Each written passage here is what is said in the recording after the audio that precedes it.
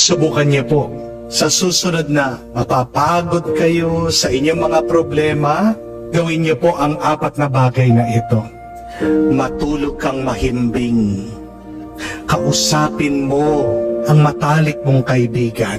Kumain ka ng mabuti. At pang-4, mag-stretching ka. Mag-exercise ka. Magpakapawis ka. Pero minsan, hindi niyo po ba napansin na kahit nagpahinga na tayo, bakit pagod na pagod pa rin tayo? Yung natulog ka na, pagising mo, mabigat pa rin ang pakiramdam mo. Kausapin mo ang kaibigan mo, pagkatapos litong-lito ka pa rin. Kumain ka na ng mabuti, pagkatapos nag-aalala ka pa rin. Nag-exercise ka, nagpakapawis ka na, lalo ka lang napagod, at lalo lang sumakit ang katawan mo. Bakit po ganon? Nagpahinga ka na, pero hindi pa rin gumagaan ang pakiramdam mo.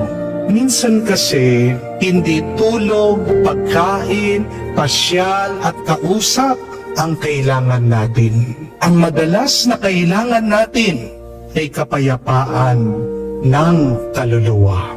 Amen? Remember that, my dear friends. Sleep, food, and entertainment are not needed when it is the soul that needs peace. Kaya nga po, 10% ang kailangan mo pa para lumakas ka. Ano? Yung magdasal ka at makiugnay ka muli sa Diyos. Amen? Sa mabuting balita, narinig po natin na pinapalapit tayo ng Diyos sa Kanya. Anong pangako niya?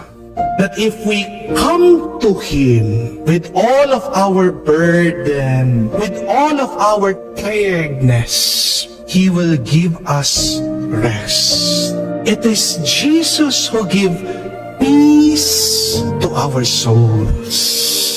Come to me and I will give you rest. Ang Tagalog po ng rest ay pahinga. At tingnan niyo po ang root word, ang ugat ng salitang iyon, hinga. Kaya nga po dapat ang bawat paghinga natin ay nagiging panalangin natin. Di po ba tama naman ang sinabi ni Jesus na kapag nagdadasal tayo, hindi natin kailangan ng maraming salita para marinig tayo ng Diyos.